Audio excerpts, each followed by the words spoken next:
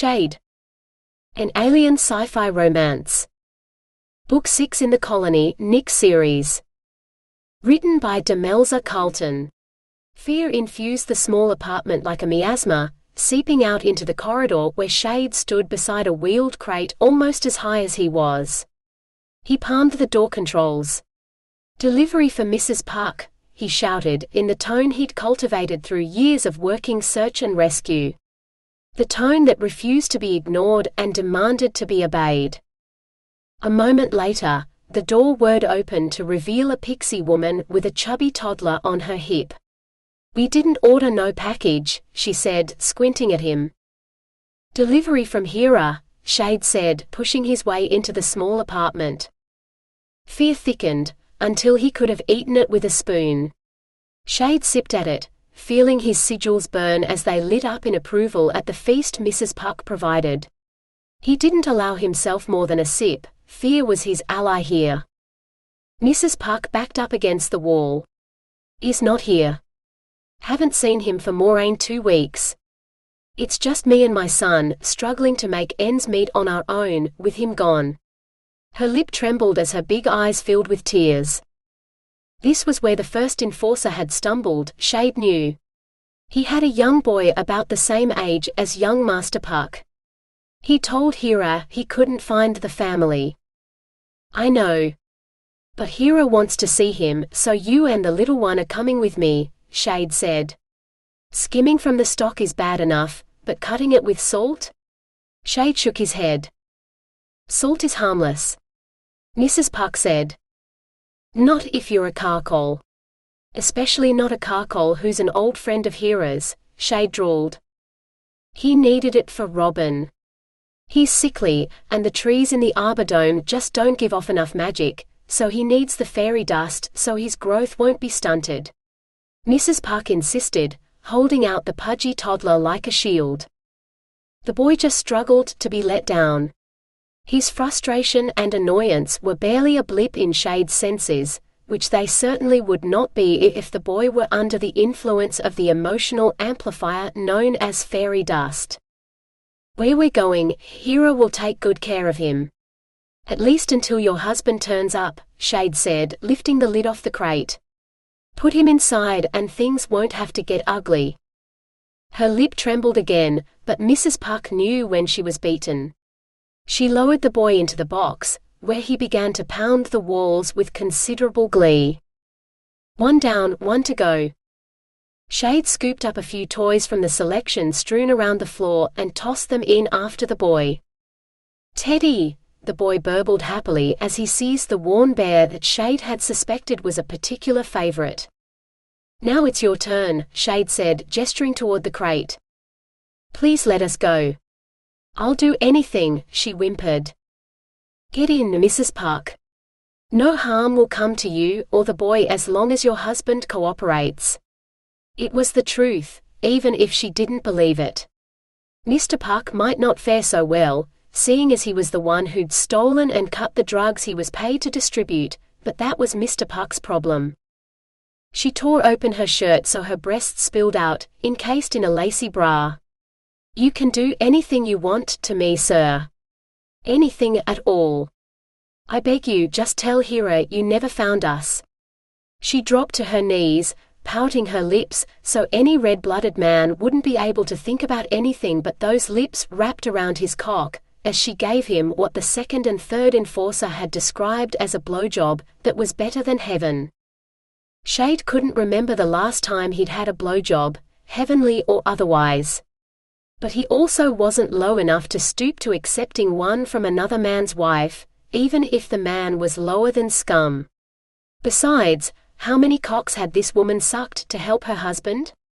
Or maybe she was doing this to protect her son. Hardly what he'd call a faithful wife. "Maybe later," he said to her. "Now in the box or I'll make you." He leaned into her fear, amplifying it as only an incubus could do. Other enforcers might have lifted the woman, kicking and screaming, into her prison, but Shade didn't need to. Her own fear would do the job for him. Mrs. Puck made her climb as sensual as she could, showing enough flesh for her performance to qualify as an exotic cabaret dance, even if her pale face and rapid breathing spoke of more fear than lust, but Shade remained unmoved. Finally, when she reached the floor of the crate, he slid the lid back into place and activated the knockout gas that would keep Mrs. Park and her son asleep until he'd delivered them to their temporary new apartment. A place the Watch and Mr. Park would never find them, until Hera gave the order for them to be released. Shade glanced at the time and cursed. He had to hurry, because he had another appointment after this, and he couldn't afford to be late.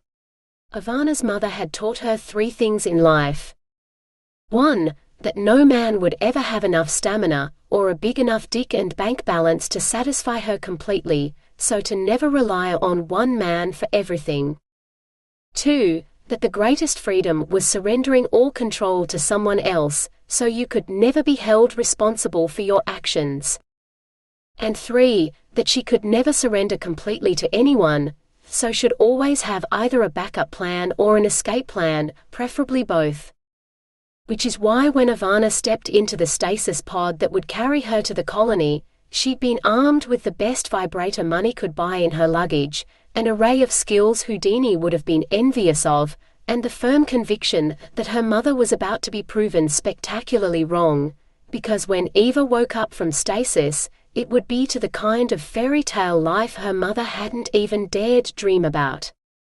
The only problem was that while Eva had envisioned Sleeping Beauty, with its amorous prince, she'd found herself living a weird, futuristic mashup of Cinderella and the Goose Girl, with no prince in sight.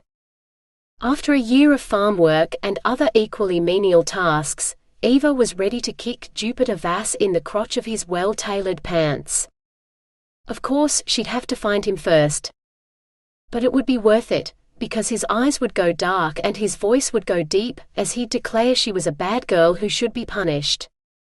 Before she could blink, she'd be over his knee, getting the spanking of her life, followed by the kind of sex she'd been craving since her oh-so-superior mother had banned her from contact with Jupiter Vass.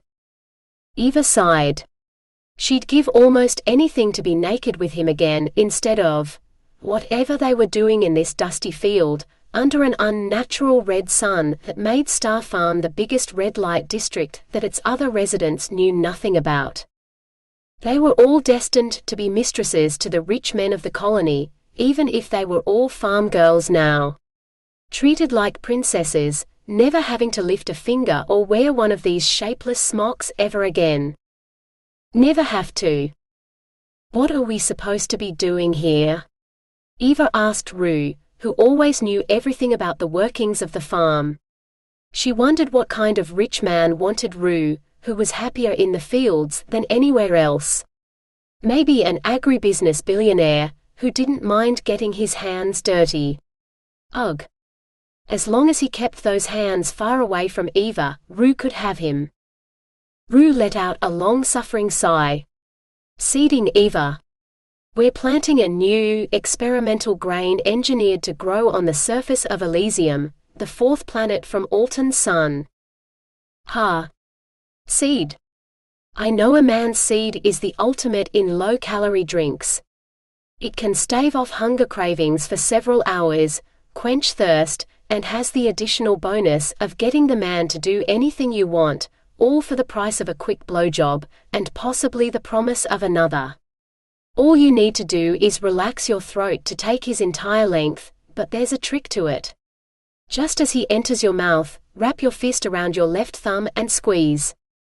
If you take him deep enough that his balls hit your chin, and I mean hard, you've got to get him really into it, then there's another pressure point right there that'll hold off your gag reflex as long as he's fucking your face, which, let's face it, won't be for more than a few minutes, if that. Because if there's one thing I know about a good blowjob, it's that no man can resist blowing for long. Kalina's mouth hung open. Seriously, is there anything in the world that doesn't remind you of sex? Franny snapped her fingers. Ration bars. There's nothing less sexy than ration bars. Eva raised her eyebrows. Seriously. Ration bars are almost the perfect size and shape to practice banishing your gag reflex. Sure, you have to rub or suck the corners off, but in a matter of moments, you have a phallic length, with the added bonus that if you swallow any of it, it's actually considered good for you. Danny shuddered. Ugh, I can't imagine putting a whole ration bar in my mouth, let alone some guy's bits. Imagine where it's been, and whether he's washed it first.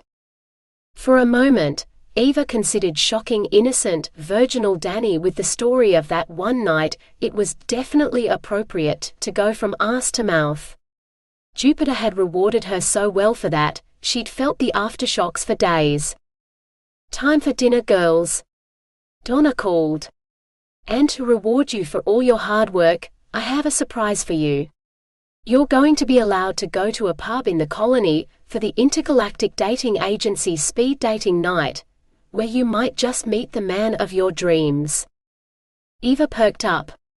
Finally, she'd get to see Jupiter again. Maybe even give her vibrator a night off.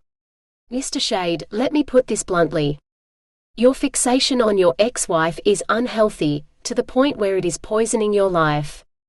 In fact, if you don't at least make an effort to let her go, I will have to recommend that you are not mentally fit to stay in the colony. The counselor pursed her lips, as though it pained her to say it. Of course it's unhealthy. The demon is dead, so why should I still have to hear her voice? Telling me how much she hates me for saving her life, and the life of the guy she was banging when she was cheating on me. Telling me I'll never be enough for any woman when I'm too busy playing the hero, when real women prefer villains. What was I supposed to do? Let her and her lover die? How was I supposed to know dumping fire suppressant on a fire elemental, whose genitals were ablaze, would turn him into a eunuch? She's the one who wanted him to fuck her with his flaming cock, not me, yet everything was my fault. If she hadn't been a faithless whore, stars, if she'd just thanked me even once for saving her life, I even changed jobs for her. Instead of rescuing people, now I work for a mafia boss. But even that wasn't good enough for her. The counselor coughed. Mr. Shade, please. I recognize that you have many unresolved issues with your late wife, but you need to find some other focus for your life. Under normal circumstances, I would suggest a simple conversation with your wife, with a mediator if need be, but of course, in your case, that is no longer possible. Now, a clinical psychologist, one with experience with your kind of trauma, might suggest an extended period of counseling, where you work through your feelings with the appropriate guidance, so that after some time you might form a better frame of mind about the past. Shade grunted. Not going to happen. No, which is why I'm not going to recommend it, because that sort of treatment requires at least some willingness on your part. So I'm going to recommend something simpler, and possibly more to your taste. I think you should go to one of the fine brothels in the colony, find someone who bears a passing physical similarity to your wife, and pay one of their staff to pretend to be your wife, so that you can work through your issues and have some closure. Shade's mouth fell open and he couldn't seem to shut it. You want me to pay some whore, an actual faithless whore, to pretend to be my faithless whore of a wife? You're insane. Mr. Shade, my mental health is not in question today. It's yours that's the subject of discussion. You want closure, and you have things you wish you could say to your wife. The mind is a most remarkable organ, with powers of persuasion and belief that defy understanding. I believe that you truly do wish to move on from your unhappy relationship with your late wife, which is holding you back from living the happy and fulfilled life you deserve. A skilled prostitute could be an appropriate substitute for your late wife, and she might be able to assist you with other unresolved issues, too. What are you implying? How could she possibly know about that? He hadn't mentioned a word about it. Not once, to anyone. No one knew. She sighed. Mr. Shade, performance anxiety is a common symptom in situations like yours. A prostitute who can help you to obtain closure is also the most appropriate person to assist you with those issues, too, perhaps even at the same time. Shade rose from his seat. I don't need to pay for sex. I have plenty of women offering themselves to me every day in my line of work. Never mind that he never took them up on those offers, the offers were still made. Another sigh as she rose wearily to her feet. Mr. Shade, our time is up, but I will reiterate my recommendation. If you want to remain in the colony, either you seek counseling, or you pay someone to pretend to be your wife. Ask my receptionist for a list of possible contacts on your way out. Shade glared at the receptionist, daring her to say a word. The oblivious human just beamed at him, like she wasn't in mortal danger. Didn't she know who he was? Paris said to give you this list, Mr. Shade. I recommend Elsie. She's a skin changer who can take the form of any human or titan, as long as you can provide her with a picture, but her clients absolutely rave about her. She has a 100% success rate among our patients. She pushed a piece of paper across the desk. Shade glanced at it. Impotence consultants screamed at him from the top of the page. Shade seized the sheet and crammed it into his pocket, where he didn't have to see the words that accused him of being exactly as useless in bed as Lily had said he was. Like the bitch had cursed him. And then, she told me the answer to all my problems was to go to a brothel and pay some stranger for sex. Me? As if I have to pay for sex. Both Shade and Falcon roared with laughter. Shade set his empty beer glass down on the bar. And that, my friend, is why I'm swaying off women. He waited for Falcon to refill it, before raising it in the air. To being lifelong bachelors. He downed the glass before Falcon had even repeated the toast. Actually, come to think of it, Falcon was unusually quiet tonight. In fact, he seemed almost embarrassed. Shade peered at the bartender. Don't tell me you're thinking of falling off the wagon? After what your wife did to you, you'd be crazy to risk it happening again. Falcon's wife had not only cheated on him, but she'd given birth to an entire flock of kids that she'd convinced Falcon were his, then divorced him and denied him custody of them, while making him pay for their upkeep and education. Only to meet the kids' real dad at their graduation. A Pacific Baza shifter, who was a distant cousin of his lying, cheating wife. Falcon seemed utterly intent on polishing the already gleaming bar. It's not a risk if you're the only man she sees. Shade snorted. What, you're keeping some woman prisoner in the basement of your bar? Unless you've upgraded your security, you're making a mistake. If he didn't have Mrs. Puck and Puck Jr. in his secure apartment, he might have offered the place to Falcon. But as it was, not a mistake. Look at this. Falcon laid a poster on the bar. Intergalactic Dating Agency. We find the perfect partner for you to start your family today. We'll even help you submit your baby bonus application, additional fee, Shade read. He laughed. You've signed up for some dating service? It's got to be a scam. No woman wants to spread her legs for a stranger, so she can carry their baby. Not even a whore. These girls are under contract to provide the colony with babies. They agreed to it back on Earth, and they've been cloistered on a farm in the Nix Dome since they left stasis. Virgins, all of them. Never met a man, let alone fucked one, until she met me. Now she's carrying my kid, and they'll keep her cloistered on the farm until she gives birth or I send for her. I own her, man, and you could have one too. A sweet little virgin, who belongs to you, from the moment you pop her cherry. A girl who has to do everything you say, no matter what. It sounded too good to be true. She could still cheat on you. I mean, she's with other girls all day and all night. She could get up to all sorts of shit with them every night, and you'd never know. Falcon chuckled and shook his head. She can fuck all the girls she wants. I don't care. Just as long as I know the brats that pop out of her cunt are mine. That's in the contract too, those kids are mine. She can't take custody away from me, ever. That might work for Falcon, but Shade wasn't interested in kids or a family. Not yet. But it might be the answer to his problem with the counselor. If the girl had to do anything he said, he could order her to pretend to be his wife. Maybe if she did a good enough job, he'd even believe it. Or they could try again and again until he'd thoroughly exorcised his ex-wife's dark spirit from his memory. Do you think they'll have a girl who looks like Lily? Shade asked. I can calm the woman in charge and ask her to reserve one for you. For a fee, of course.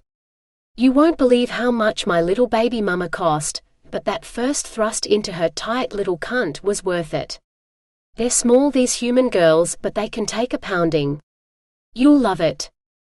Shade was almost hard thinking about it, which was kind of a miracle. See that she wears white. I don't want to waste time with any of that small talk conversation crap. The moment I see a blonde girl wearing white, I don't want to have to wait more than a few minutes before I bend her over the table. Or the bar, whatever's closest. Falcon grinned. I'll see that our best room's ready for you. You can't take her over the bar. There's hygiene to consider, as well as the colony's public indecency laws. Stardust for your decency laws, and you can always wipe the bar down afterwards. Join me in a drink to us both having brand new virgin brides. Shade held out his glass for a refill. You got to pay for your ticket first. Plus the preferred selection surcharge, Falcon said. Falcon held his chip over the scanner. You know I'm good for it. Search and Rescue hadn't paid that badly, but being Hera's specialist enforcer gave him all the credits he could ever need. Even enough to buy a bride, of all things. Shade shook his head. He'd never have been allowed to purchase a person back in the Titan system, but here in the colony, things were a whole lot more lax. Sure, it might not be legal, but the Watch was so busy chasing the human terrorists who'd somehow made it to the colony and were now wreaking havoc, they didn't have time to deal with much other crime. A situation Hera exploited to her advantage every moment of every day. He'd heard stories about the magical properties of virgin blood, and why they were so prized. Maybe this girl's would be enough to break the curse. Donna had laid out clothes for everyone on their beds, but Eva ignored her droning on about how they all needed to look their best and other stupid, obvious stuff, to check out what Donna thought was appropriate for her. Black, long, glittery, and no fucking way. Eva strode straight past it to her small stash of belongings, and the one thing she'd been saving for this moment. She pulled out the pink mini dress and matching pink stockings, and proceeded to put them on instead. The frills were a little crumpled from sitting in the bottom of a box for so long, but a few minutes in the steamy bathroom should sort that. It was her Sleeping Beauty princess dress, or that's what she'd called it in her head. Just the right mix of sweet and sexy to remind Jupiter that she was the girl of his dreams. She'd originally planned to wear it with a pair of white lacy knickers, but tonight she decided to go without. After a year of no sex, after stars knew how many years in stasis, she wasn't willing to wait the extra moment it would take Jupiter to tear her undies off before he thrust inside her. Donna eyed her outfit as if she wanted to protest that the frumpy black sack was more appropriate, but then someone shrieked as she discovered her dress was see-through and had to be calmed down. Hair and makeup took some doing, and then it was too late. Donna bundled them out the door with Flora to shepherd them. It was too dark to see much of the city, but it looked exactly like the pictures in the ads she'd seen on Earth, or the brochure Jupiter had showed her. Briefly, before he spanked her with it. That was the night he'd made her swear to save herself just for him, and he'd take her to the city in the stars in the brochure. Of course she'd sworn she was his. She'd do anything for him. God, what she'd give to feel his hand on her ass right now. Would he have changed? She didn't even have a picture or a recording of him, something to remind her of him every day, so she wasn't even sure if she'd be able to tell. His face had blurred in her memories, and she'd never been good at remembering voices, but she'd never forget the feel of him. The sting as he smacked her ass, before the hot thrust as he entered her, his fingers pinching her nipples or better yet, her clit. She squirmed in her seat, almost wishing she'd worn underwear so her bare butt wasn't rubbing against the upholstery, but she could ignore the minor discomfort for now. The less she wore, the sooner he'd be touching her bare skin. The bar was dim and nothing like the lounge in the exclusive brothel, where her mother had worked with Donna as madam. The place where she'd snuck into the private room with Jupiter when her mother was out, and had the best night of her life. This place looked positively primitive, with a combination of wooden chairs and tables and stone booths. Nothing like the futuristic city outside. The men hadn't arrived yet, or at least Jupiter hadn't, for the only men in the place were a hawk-nosed old man behind the bar and a weird horned guy in fur pants with hooves. Donna had said there would be aliens here, she reminded herself, as she tried not to stare. Eva took her assigned seat at table 5, next to Danny. Donna had made her dress all in white, like she was a bride or something. Eva leaned over. "Make sure you take that dress off before you fuck anyone.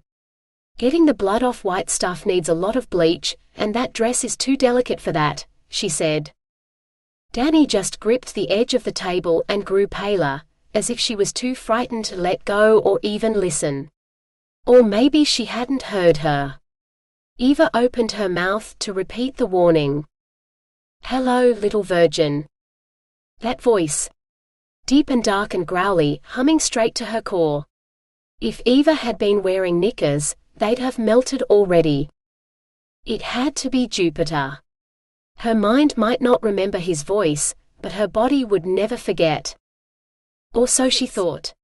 The cantina was crowded, but Shade waved the officious fawn away when he caught sight of his quarry. Blonde hair, white dress, his cock stirred in his pants, just as eager as the rest of him to bend pretend Lily over the table and fuck her until she screamed. But she had to choose him, so no one could say she hadn't consented. "Hello, little virgin. I know you have orders to seduce a man tonight. I'll save you the trouble, if you just stand up right now and say you've chosen me for the night." Fear blossomed in the girl, as she froze like a deer in headlights. He drank in her fear, spinning it until she'd obey as readily as Mrs. Puck. Not that he'd touched, let alone fucked, Mrs. Puck. Shade dropped his voice into his command tone. "I said now, little flower, and I'll pop your cherry so quick, you won't even feel it.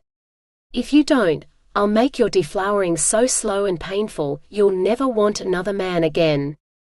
Because Falcon promised you to me tonight, and I will have you, but the longer you make me wait to fuck you, the more I'll make you hurt." He'd never tasted so much fear in his life, and he'd rescued people moments from death. Wait, was that a hint of lust? He sipped at it, tasting it. Definitely lust, but it wasn't coming from his frightened virgin. No, it was radiating off the blonde girl beside her, who was dressed in pink. A heady combination of fear and lust, actually, as his eyes landed on her, and took in the womanly curves wrapped in the little girl dress. He drank it in, wondering whether he should take this other girl instead. The girl he'd paid for was now paler than her dress, looking like she might faint, but the pink one looked ripe for plucking. Aside from the blonde hair, neither of them looked like Lily, but if he closed his eyes, the pink one almost felt like her, that first night they'd fucked. When she'd been scared sleeping with an incubus would steal her soul. He should have been the one scared that night. If only he'd known. Fear blasted him from behind, so powerful it was Shade's turn to freeze. Then something hit him, and everything went black. Eva opened her eyes and almost cried. Not only was Mr. Gorgeous and Growly not Jupiter, he was way too young, but he'd sat across from Danny and all those core-clenching words were directed at her. Worse, Danny was so terrified she didn't even understand. He was making her the kind of offer Eva would suck cock non-stop for a week to receive. Well, if she didn't have Jupiter. Where was he anyway? Someone slid into the seat across from her. Hello, little virgin, Eva thought sourly. That seat is taken, Eva said coolly. His eyes widened, then he checked the number on the table. Ah yeah, this is me. Table 5. For the Intergalactic Dating Agency. He launched into a boring spiel about his dull office job, while Eva listened to Mr. Gorgeous growl even more thrilling threats at oblivious Danny. God, she was drenched just listening to him. Idly, Eva slipped a hand between her thighs and began to rub, itching for just the tiniest bit of relief, wishing it were Jupiter's hand instead of her own. But he wasn't here yet, so she'd have to make do until he arrived. The self-induced orgasm was so pitiful, Eva didn't even gasp aloud. She was certain no one had noticed. Not even the boar, sitting on the other side of the table. So, are you ready to have my babies now? He asked, almost panting in his eagerness. Babies? She couldn't imagine anything worse. He reddened. I'm a ferret shifter, and we have litters. Of course he did. But not with her. Even if she was the slightest bit interested in ferret face, which she wasn't, there was the matter of her oath to Jupiter. She couldn't even touch Gorgeous and Growly, not that he'd noticed her. Eva looked around.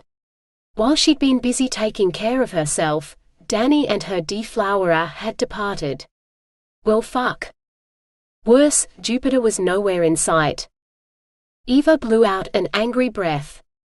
Look, I have particular tastes. The sort of man I'm looking for can make me cream with just his voice, without even touching me. And when he arrives? Well, he's the kind who doesn't like anyone else touching his property, so I don't like your chances, sitting less than a meter from me. But Gorgeous and Growly might have stood a chance. Younger than Jupiter, and bigger and broader too. Hard to tell how muscly under that shirt. She bet Danny was getting an eyeful right now. Eva gritted her teeth. Why did Danny get the Gorgeous one? Not that she'd have cared if Jupiter was here, but he wasn't, and Ferret Face was getting on her nerves. Unless you've got the balls to master a bad girl, and I do mean master, you're wasting my time because I eat boys like you for breakfast. She flicked her fingers at Ferret Face. He scrambled out of his seat, and hurried away. Eva scanned the room again. There wasn't a single man in the room who was worth her time. Where was Jupiter?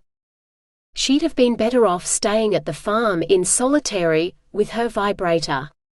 Come to think of it, if she left early, Donna would stick her in solitary for sure. Even self-love was better than this shit. And Jupiter? He could enjoy the company of his own hand, for not being here tonight. She flounced off to find a ride home. Oi you. Closing time was hours ago. You've had too much to drink. Time to go home and sleep it off. Shade groaned as Falcon hit him with what felt like a broom. Easy Falcon, it's me, and I don't even remember drinking anything. What happened? Your bride got carried off by Hera's dentist, that's what. What happened to you? What? Shade winced as the drumming in his head intensified, but he had to see for himself. Sure enough, the bar was empty, but for him and Falcon. Stars take it. Some vampire stole the virgin I paid for. Falcon sniggered. That girl's no virgin now. You can still have her though. You'd have to buy her outright, like I did of course. Shade cracked his knuckled. First, I'm going to stake that vampire. Falcon shook his head. No can do, my friend. Your girl got nailed by Dr. Fang, Hera's own dentist. He's as untouchable as one of her family. More maybe, because good dentists are hard to find, while bartenders and enforcers like you and me are expendable. Fuck. That's what you should have been doing, instead of sleeping under a table. Don't worry. There's always next week. Get here early and you can carry her off before anyone else arrives. As long as you sign the ownership contract, she can still be yours. Shade considered. She was used goods, but then, he hadn't been Lily's first either. And a vampire dentist might be good at his job, but he was probably rubbish in bed. All Shade had to do was show the girl a better time than the vampire, and she'd love him forever. Not that he needed it. One night to cure him of Lily's curse, and she could fuck dentists for the rest of her life if she wanted. Donna sent me through the purchase contracts for her before she arrived. If you sign them now, the moment the girl walks into the pub next week, she'll be yours. What are you waiting for, then? Let's do it, Shade said. By the time Donna released Eva from solitary, her vibrator batteries had gone flat, but she still couldn't stop thinking about Jupiter. Has Jupiter come for me yet? She asked Donna. Of course not. If he had, I would have had to release you early. Nobody ever said no to that man in his life. And why would they? He was rich and masterful in bed. What else could a girl want? You should call him and tell him farm work is making me coarse. Then he'll come for me, Eva said. Donna sighed. You are the most infuriating girl I've ever worked with. Do you want to go back into solitary in the stasis pod already? Eva shook her head. Not until I've found a place to charge my toy, she said, skipping out of reach. When's the next dating thing at the pub? The Intergalactic Dating Agency speed dating event is tonight, in fact, which is why I released you. With Danny and Linnea not attending, you will be required to make up the numbers. I expect you to honor your contract, just like the others. You can't possibly expect me to fuck those limp-dicked freaks when we both know I'm promised to Jupiter, Eva said. Ivana, you should forget about Jupiter Vass. If I'd known he was into young girls, I never would have allowed him in the same room as you. By the time I realized, it was too late, and your mother will never forgive me. Well, she's dead by now, isn't she? Eva snapped. Even if she didn't have terminal cancer when we left, she'd have died of old age while we were in stasis. So she can't forgive you. And Eva would never forgive her mother for trying to keep her and Jupiter apart. But it was her dying wish that I take care of you. I made her a promise, and I intend to keep it. I found some lovely young aliens who will make gentle, caring lovers, and tonight you'll meet the best of them. I suggest. Ugh. You seriously thought I'd fuck Ferret Face? You're as bad as Mum. Neither of you know me at all. Eva stepped right up to Donna, forcing the madam to take a step back. I wanted Jupiter.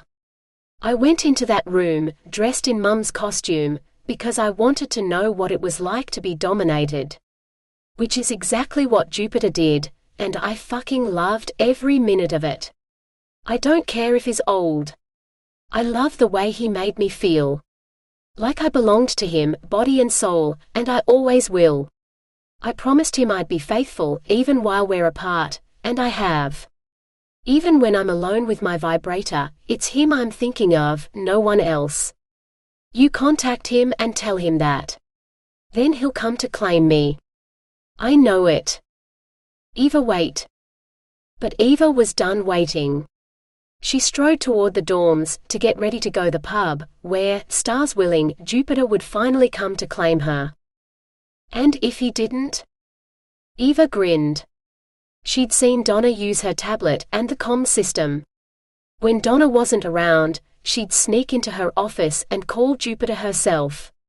He wouldn't ignore her then. Maybe even tonight, while Donna was busy getting the other girls ready. Ooh, she should show him her new vibrator too, and even show him how well she used it. But she had to charge it first.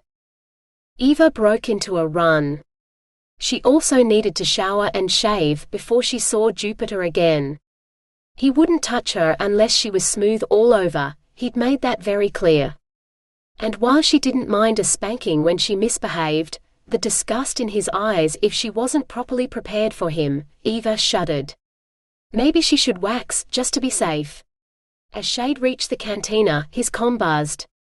"Hello, Mr. Shade. At Paris's request, I've booked you in for a follow-up appointment next week to discuss your progress." Shade growled at the sunny receptionist. She didn't even blink. Perhaps I should see if she has any spare slots for tomorrow if the matter is urgent." "Next week is fine," he snapped. Her smile returned. "That's lovely then. I shall send you a calendar invitation momentarily, and a reminder the day before, just in case. Looking forward to seeing you again next week, Mr. Shade." She ended the call. Black Hole take these mental health checks. Black Hole take Falcon and his stars-crossed plan too.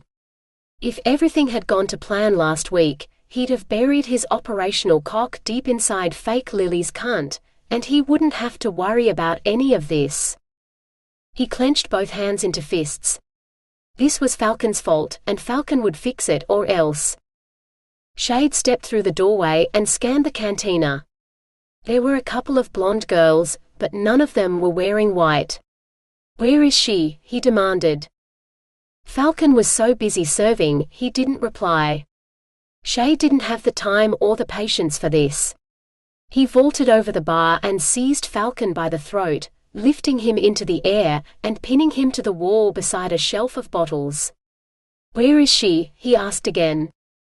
Fear poured from Falcon, as though he'd never seen Shade before. "Mr. Shade. If we could take this to my office." Falcon didn't have an office. Oh, there was an office, but the fawn bookkeeper was in there, more often than not. So Shade followed him out back to the alley behind the pub, one side of which was the outer wall of the dome. One wall between him and vacuum. Shade suppressed a shudder. He preferred planets with atmosphere, but none of the other planets had this level of civilization yet, so he was stuck in the colony until then. "For the last fucking time, Falcon, where is the girl I bought?" Shade demanded. Falcon winced. "Not here tonight." "Why not?" "I don't know.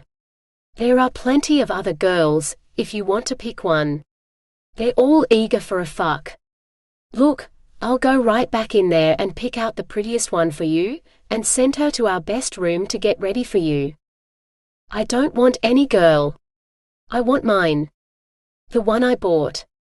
Do you have any idea how much I paid for a cunt I haven't even seen yet?" Shade had him by the throat and up against that outer wall.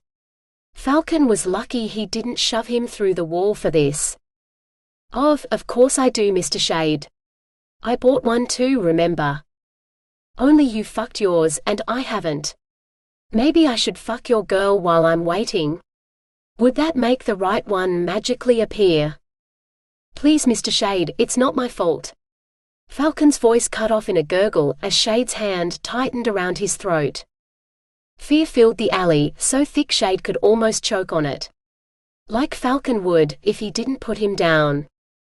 Shade sighed and reluctantly released the bartender, who slid down the wall to the ground in a dead faint. If Falcon couldn't help him, he'd ask the girls inside. One of them had to know something.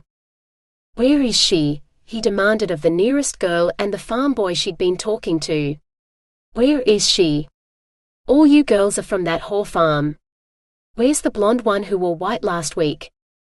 The farm boy bristled, like he was readying himself to take Shade on. Shade drank his rising courage like a shot of tequila. Slurp.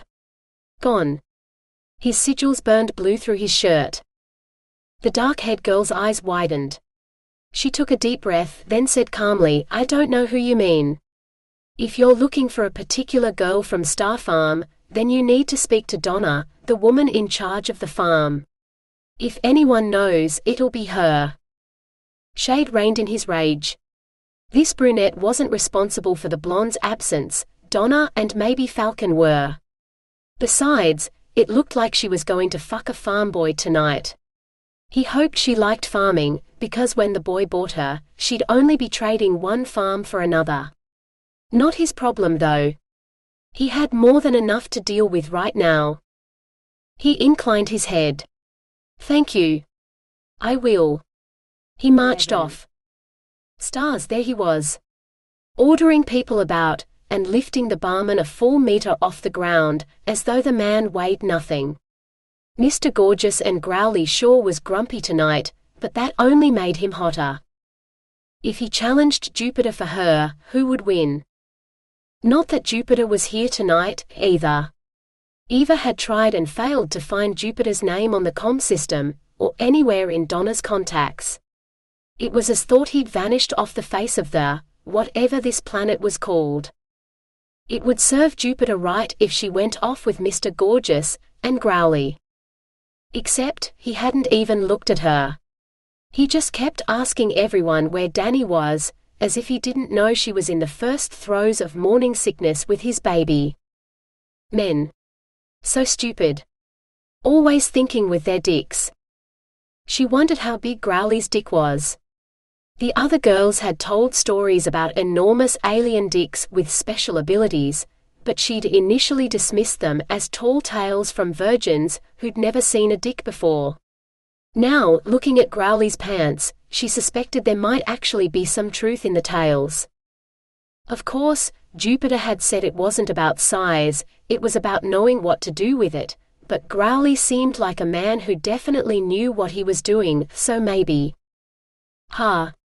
Maybe that's why Danny wandered around the farm in a daze. Despite being frozen stiff with fear, she'd actually enjoyed being fucked. She certainly wasn't as uptight as she'd been before.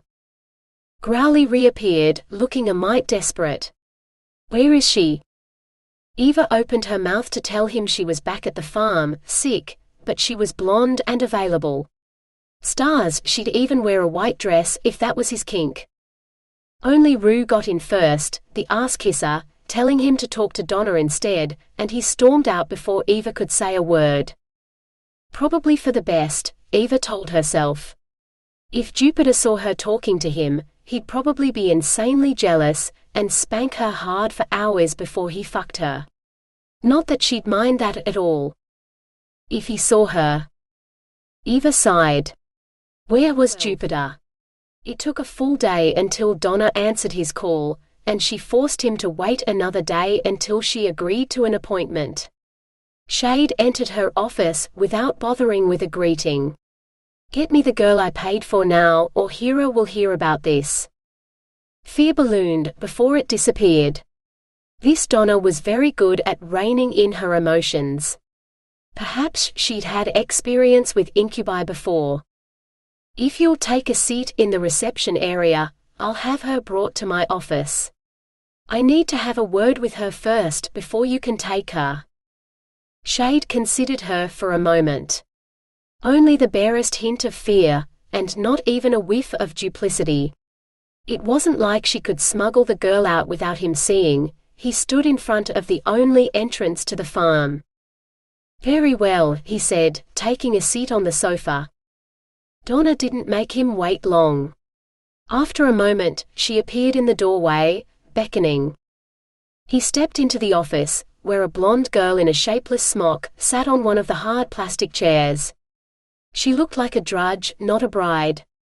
Could this be the same girl? Lily wouldn't be caught dead in a dress like that, without any makeup or anything. I'm sure you remember Shade Dandelion, Donna said smoothly. Dandelion? Who named a girl Dandelion? After all, you're carrying his child. That means, in accordance with the contract you signed with the Intergalactic Dating Agency, that you will pay for your child. Antenatal care, the birth, as well as the child's upkeep until they reach adulthood. So, if you will refer to the detailed cost outline I sent you, you can choose between a lump sum or a payment plan. Alternatively, if you wish to raise the child yourself at your own expense, our only payment option is a lump sum, as once you take sole custody of the child, we waive all responsibility for it. So, which option do you prefer? Shade found Donna looking expectantly at him. He wanted to burst out laughing. This was so fucking ridiculous, he was willing to bet Lily was laughing all the way down in hell at him. He was cursed. Cursed. But Lily wasn't here, and this incompetent bitch was trying to foist this slut and her bastard on him. But he wasn't as gullible as Falcon. Shade took a deep breath. I didn't fuck the bitch, even if you and Falcon promised her to me. Some other guy's the father, not me, even though I paid for her. And you're not going to get another cent out of me unless you rip the baby out of this slut's womb, and then personally hold her down while I fuck her until she's carrying my kid, like I paid for. Shade leaned over Donna, and felt a ripple of fear. Finally, she understood not to fuck with him. He's right, Donna, we never, the girl began. Donna slapped her across the face, and the girl looked shocked, her eyes darting from Donna to Shade and back again. She opened her mouth to continue her whiny protest. Shut up, slut, unless you want me to slap you again, Shade warned. Donna rose jerkily from her seat, her face particularly pale. So sorry, Mr. Shade. I won't take any more of your valuable time, and I shall notify you when the procedure is complete. She ushered him out of her office, and before he knew it, he was standing in the corridor outside Star Farm. What in the stars had just happened? He'd come here to claim his bought bride, and once again, he'd left without her. He considered heading back in and demanding the girl right now, but he had to admit, he didn't want someone else's pregnant slut. Sure, he wanted a girl who could pretend to be Lily, but no way would he believe that frightened whiny mouse was the bitch who'd betrayed him. Not even for a second, from behind, in the dark. He needed a blonde girl with spirit, or something. Falcon had evidently fucked up, picking this girl for him. When Donna called him, he'd explain the situation and she'd give him a girl who could break the curse. Even if he had to take a brunette, wearing a wig. Eva watched Donna pack Danny's unconscious body into a crate, and call a courier to come and pick it up for delivery. Like she was nothing more than livestock.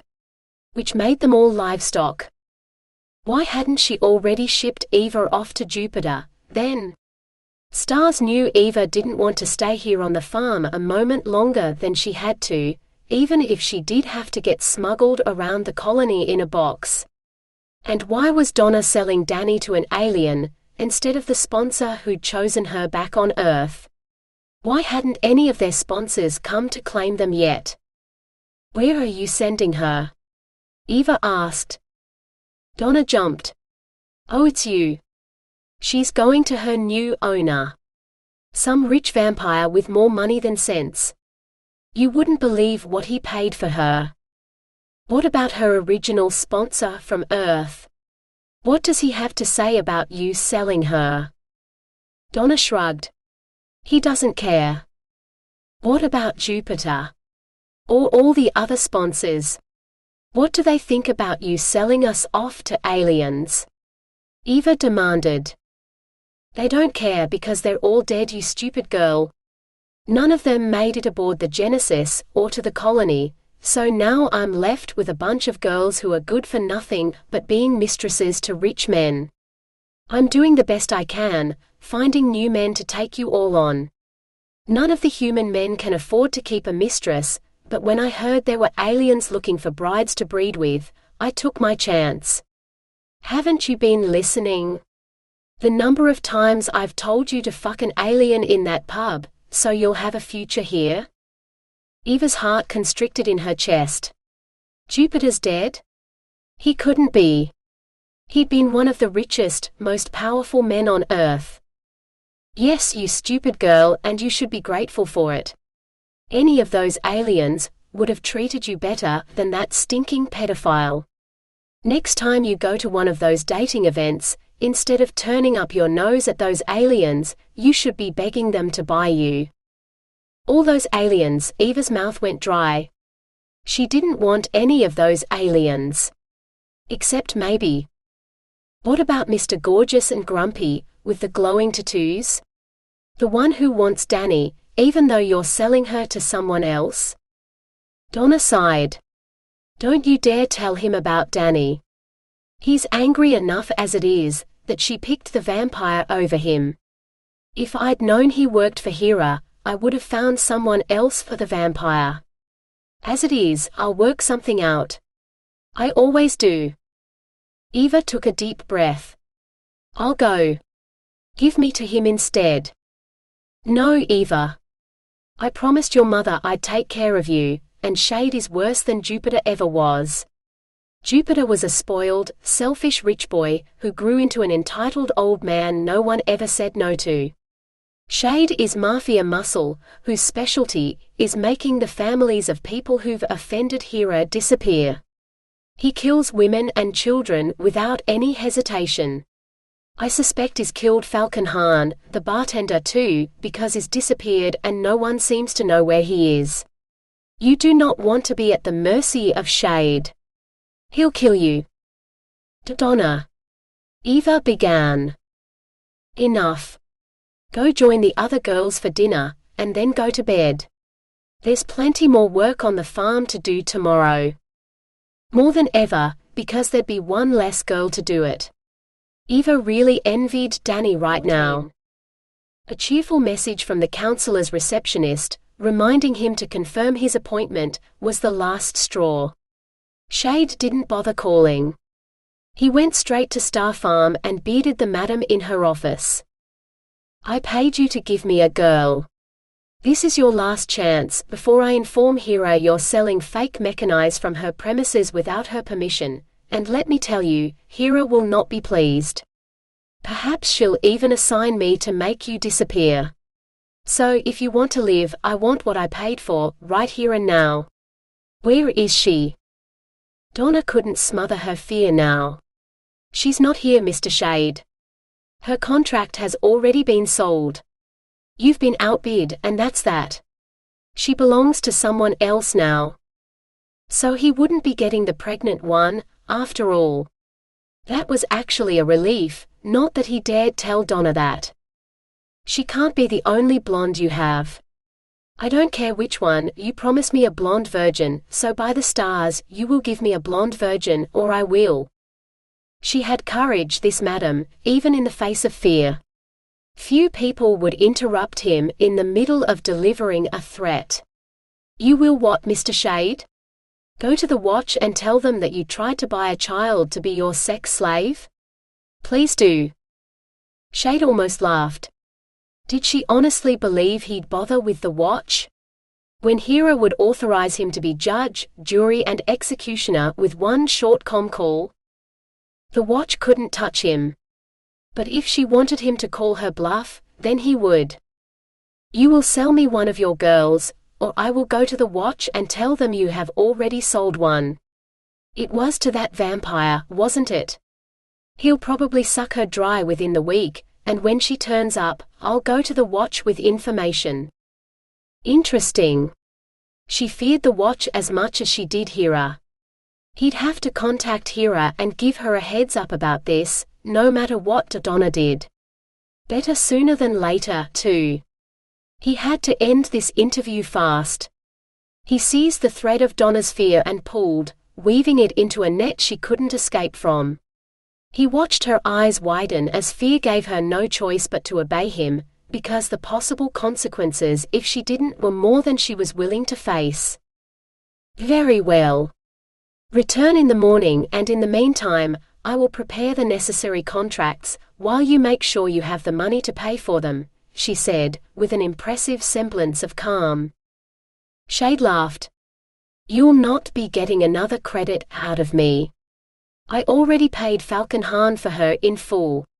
If anything, it's you who should be offering me a bonus for my patience. How about free delivery?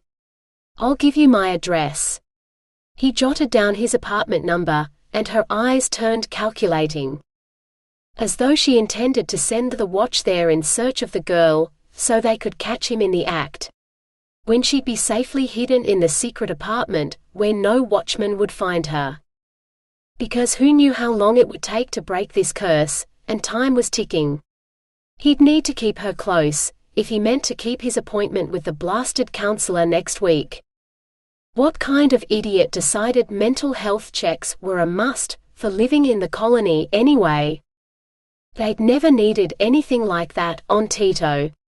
The Central Intelligence had kept an eye on things. Well, until the Central Intelligence had gone mad and instigated the robot rebellion in order to try and kill everyone. Then again, it had done him a favor in killing Lily, he supposed. If only she'd had a chance to take back the curse she'd cast before she died. Shade shrugged. Lily had never accepted responsibility for anything, even when it was her fault. He'd always had to clean up her messes, and he was still doing that, after her death. Well, this would be the last time. He'd fix things with the bride he'd bought and live happily ever after, he guessed. What else was he supposed to do? When Gorgeous and Growly had left, Eva sidled into Donna's office, where she found Donna hunched over the desk with her head in her hands. "Are you ready to give me to him yet?" Eva asked. Donna stared at her, but she didn't seem to see Eva at all. "I need to speak to Hera. I need to plead my case before she finds out." Eva reached up and grabbed Donna's head in her hands, forcing her to face her. "Send me to him. I volunteer to go. None of the other girls could handle him, they're all innocents, every one. But I'm not. You know that. And I can handle him. My mum was hella Triggs, and she could get men to do anything for her." "He'll kill you," Donna said weakly. "If he'd kill a woman he doesn't even know, what's to stop him killing you and everyone else here? Stay or go, he'll still kill me. But if I go, you can talk to this Hera and see if she can help. Meanwhile, I'll use what the universe gave me, and win him over another way." Eva set her hand on her hip, and swayed in a way that might have been enticing, if she was wearing anything other than a shapeless farm smock.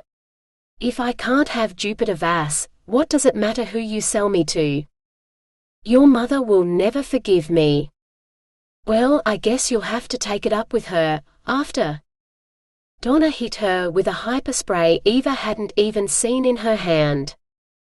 "Bitch," Eva tried to say, but the tranquilizer was too quick, and the darkness claimed her before she hit the floor. "Delivery for Mr. Shade?" The laborer didn't even look up, as he shoved his tablet at Shade for a palm scan. "Where do you want it?" Shade stepped aside and gestured toward the crate that had recently held Mrs. Puck and her offspring. "Next to the other art supplies, I guess." The light sculpture box and 3D printer on the table lent verisimilitude to the statement, though he couldn't remember the last time he'd worked on a project, or even turned the lightbox on. If this girl couldn't break the curse, maybe he should mention art therapy to the counselor. Anything was better than sitting around, talking about feelings. Especially for an incubus who could turn feelings into weapons. The laborer didn't even look at the light box. Most people at least asked about his work, but this guy seemed in a hurry to leave. Transporting illegal human cargo would have that effect on law-abiding sorts, Shade imagined. Not that he'd know any more. He waited for the man to leave before locking the door behind him. Only then did he open the crate and peer inside. Shade let out a low whistle. Goldilocks lay asleep on a cloud of golden curls, all of her creamy skin on display in her nakedness. Round and sweet were the first two words that came to mind, because they described her breasts, her bottom, and even the way she was curled up inside the crate, like she'd chosen to go to sleep there. But she wasn't going to be waking up in any bear's bed. Shade lifted her out of the box. Stars, but her skin was soft. Soft and round and sweet, with pink lips he'd love to see wrapped around his cock. He had a semi already. A very promising sign. Cradling her against his chest, he palmed the hidden scanner that shifted the table aside and revealed the secret elevator to the apartment below. His dungeon, he'd once called it jokingly to Hera, though it was just as comfortable as the apartment above. He considered dressing her, then decided against it. If she woke up wearing strange clothes, she'd know someone had touched her while she slept. Besides, she'd need to be naked to break the curse anyway, so they'd best start as they meant to continue. He set her on the bed, which Mrs. Park had made up with fresh sheets before her departure. Then he dug out a pair of handcuffs, twining them around the bedhead before fastening the cuffs around her wrists. So sweet and soft. Much better than a man like him deserved. Before he could stop himself, Shade reached out and stroked her thigh. Even in her sleep, she shifted, opening for him in invitation. His cock stiffened, straining in his pants to reach the gift the universe had laid out before him. She was perfect. She'd break the curse for sure. Right after he banished the flashbacks of Lily. But for that, she'd need to be awake. Upstairs, his comm chimed, reminding him of his appointment with the counselor. Shade swore. He took one last, longing look at the girl, before he headed back upstairs, leaving her alone in her prison. In the dim light of an apartment that looked like it had been lifted out of the colony brochure, Eva woke with a pounding headache. But when she tried to lift her arm to rub her temples, she found her hand cuffed to the bedhead. Both hands, in fact. Shit. This can't be good, Eva said. She took stock of her surroundings. The bed was big enough for two, with pillows and linen. Whoever had laid her on it had taken her clothes, which might not be a bad thing, seeing as the last thing she remembered wearing was one of those farm uniforms she never wanted to wear again. She still had her hairpins too, which meant she was out of the cuffs in a moment, and free to explore. Or escape if necessary, though she didn't think she needed to yet. Gorgeous and Growly wasn't here, she'd feel his eyes on her if he was. There might be a surveillance camera somewhere, but she didn't care about that. A kitchen with no food or equipment, except a box of ration bars and a tap with running water. A shower behind a screen in one corner, and a table with booth seating in the center of the room. Just like the brochure. She kicked something that tinkled and reached down to find out what. It was a child's ball, with a bell inside and teeth marks on the outside, like its owner was too young to know that there were some things you weren't supposed to put in your mouth. She turned on the tap and stuck her head under the flow until she'd drunk her fill. Then she had one of the ration bars, washing it down with plenty more water. Her headache had faded, though the spot on her neck where Donna had stabbed her with the hyperspray still stung. From the kitchen, she spotted the edge of a hidden door in what she'd taken for blank wall. A way out. No, it was just a cupboard, containing a heap of coveralls that could have belonged to anyone in a range of sizes too. Not pretty, but if she did have to escape from here in a hurry, at least she'd have clothes to wear. Ugh, though she'd almost prefer to go naked, because there was nothing seductive about wearing a coverall. Even the farm smocks at least had a short skirt. Wait, was that? It sounded like footsteps on the floor above. It might just be a neighbor, oblivious to Eva in the apartment below, but if it was Gorgeous and Growly, she'd better get back on the bed. Nope, nope and stars nope. Shade would rather set fire to his own head than attend another counseling session. If she'd asked him, "And how did that make you feel?" one more time, he might have choked her. Of course, it wasn't the counselor he was angry at, with her sympathetic smile. It was that demon bitch who'd ruined his life. Lily. Lily had made him feel useless and impotent and unworthy of love or even her time, well before she'd decided to cheat on him with other men. Like he couldn't even rescue people right. He changed jobs for her, and even that hadn't been enough. He was never enough, and never would be. What would you say to Lily if she was here now? The counselor had asked, all sweetness and sympathy, at the very end of the session. He'd muttered something about telling her she was wrong, while the counselor nodded approvingly, but he'd lied. What he wanted was to rage and scream at her, to make her say it instead of him. If she admitted she was wrong, that she couldn't handle him being a hero and saving her life, when any sane man would have let her and her lover burn. That she was the one who wasn't good enough, that she never had been, and he deserved better. Shade stomped into his apartment, and his eyes alighted on the second crate. The one his bride had arrived in. Somehow, in that painful hour with Dr. Paris, he'd forgotten about her. Sweet relief, right here at home. He'd never have to discuss his feelings with the counselor again. The elevator crawled down to the lower level, landing on the sunken table. She was still on the bed, but she was awake now, watching him.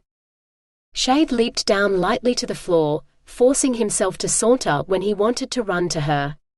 This sweet little morsel was his salvation, and the sooner she understood that, the sooner she could cure him. He stood at the end of the bed, looking her up and down, for all the world like he hadn't already seen every bit of her earlier. She just stared right back, the faintest frisson of fear curling through her, but there was something else there too. Anticipation. Excitement. Too hard to tell, because there was too little of it to taste yet. He hoped she tasted as sweet as she looked. If not, he could pick up some sweet syrup from the markets and pour it over her.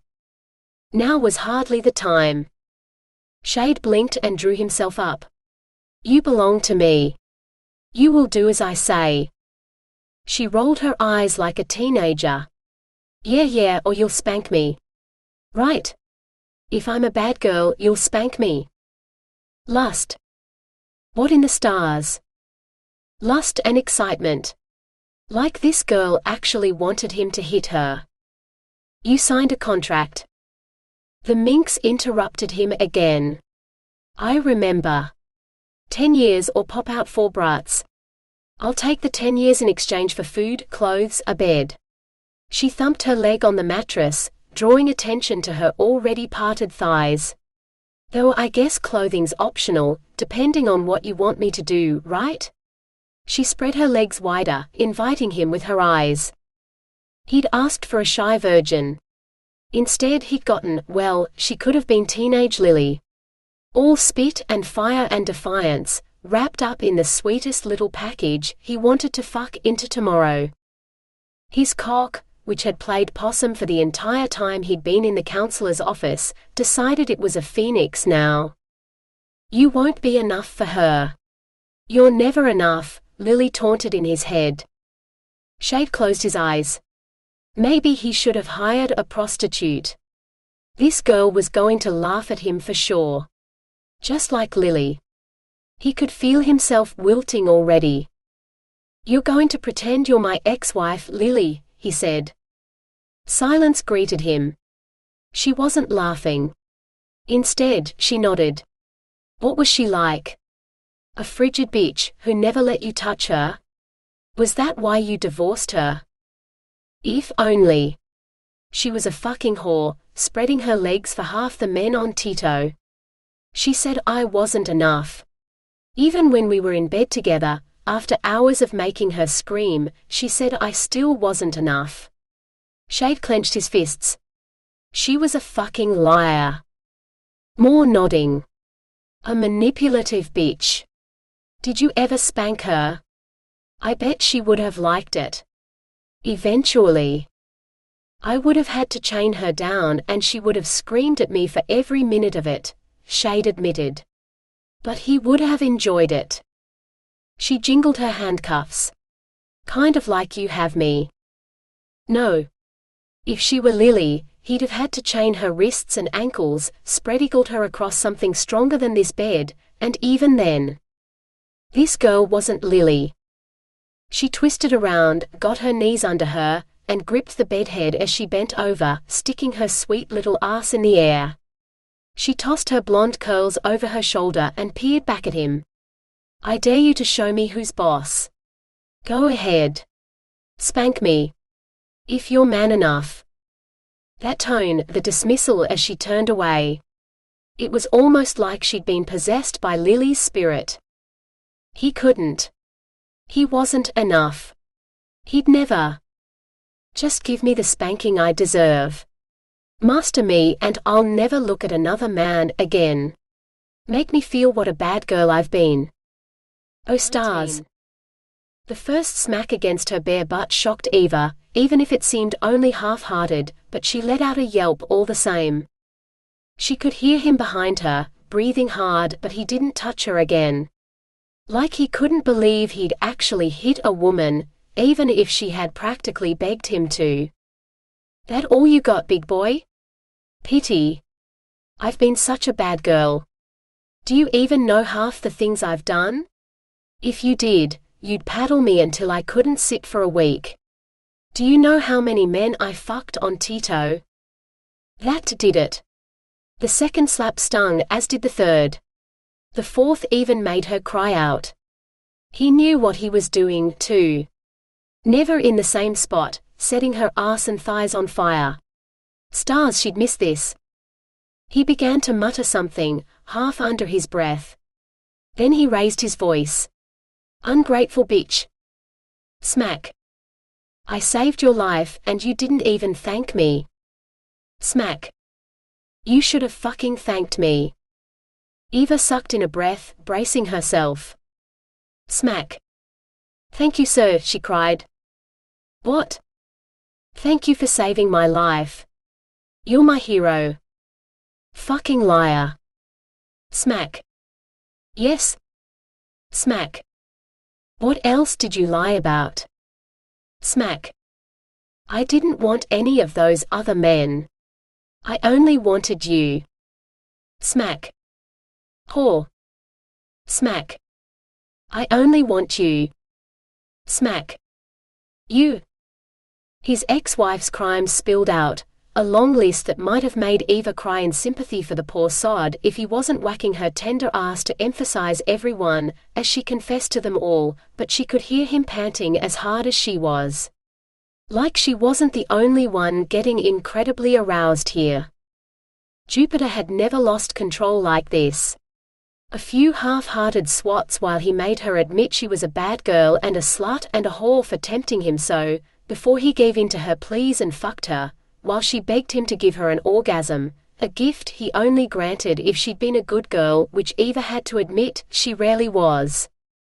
But the way Shade growled out his grievances and the sheer power of him, stars, she was soaking wet with need. She almost wished she was his ex-wife, so he'd hurry up and fuck her already. And while his ex-wife was evidently the basest bitch from hell, with a list of crimes longer than a comet's tail that he evidently wanted her to pay for, she suspected he wanted something else more. Please fuck me, sir. Punish me. Hard and fast so I forget all the others. So all I can feel is you, she begged. You want me to fuck you? Hard enough to forget everyone else? Eva didn't have to pretend this time. If this man could make her forget Jupiter, she'd suck his dick for a solid week. Yes, sir. Please fuck me. She half expected another smack, but instead his hand grasped her hip, as the head of, holy fuck, was that really his cock? Jupiter had only been as big as her vibrator, and she'd bought a small one because it was easier to hide, but she wasn't sure if that was the head of his cock or his massive fist. Right now, she didn't care. She just wanted him inside her. Please fuck me, sir. Both of his hands gripped her hips now, as what could only be his cock rammed into her. Eva moaned as he stretched her, beyond anything she'd ever felt before. Fuck, he was huge. Maybe she should have looked at him before she agreed to this. Maybe. You're going to take it all, slut, and you're going to love it, he growled. Eva couldn't help it. An orgasm ripped through her, and all she could do was scream, yes sir. Thank you, sir. Shade wasn't all the way inside her when she clenched down hard, like she was trying to push him out. Somehow, the haze in his head cleared and he realized he wasn't fucking Lily, but some virgin girl who'd probably never seen a cock before. Then she screamed and a gush of hot fluid flowed over his cock. Maybe he should stop. Slow down. Give this girl the kind of first time that wouldn't traumatize her, instead of tearing through her virginity like the asteroid that destroyed the Titanic. Stars, was she bleeding? He was scared to look. More please, sir, she begged. Fuck me some more. He buried himself balls deep in her, letting out a hissed breath at how hot and tight and right she felt, wrapped around him. He couldn't resist a few more thrusts, groaning as she clenched around him again as she gasped out, "Thank you, sir." Stars, but he was close. It had been so long since he'd fucked anyone, since his cock had been willing to cooperate, and he probably shouldn't have, but he'd been so hard for her, and she'd begged so sweetly, and was she clenching around him again? Like he was more than she could take. He should probably try to make her enjoy this, at least a bit. See if he could make her come too, before he blew and it was all over. He slid a hand around her hip, down her belly, and began to rub her clit. He felt her tighten around him, as if she didn't understand. He leaned forward, growling in her ear, "Come for me, slut," as he rubbed harder. Yes, yes, thank you, sir," she screamed as she clenched around him again.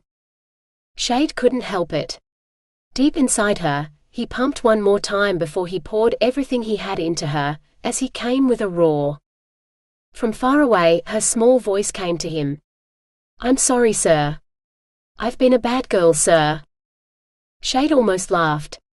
He didn't need her to pretend to be Lily anymore. As soon as he was hard again, he was going to fuck her properly. Maybe even shout her name this time. Of course he should clean up first. Stars, but he had to force himself to withdraw from her. He wanted to stay buried in her cunt forever. "I had 3 orgasms without your permission, sir. It's just that your cock is so huge and it hit all the right places. I couldn't help it, sir." She looked back over her shoulder at him, all big wide eyes, like she was afraid of him. Shade drank her fear, not wanting her to be afraid of him. Only to discover the fear was little more than a glaze over her layer cake of lust and excitement. "You should probably punish me for that, sir. Spank me again, and then fuck me harder with your massive cock. It's the only way I'll learn, sir."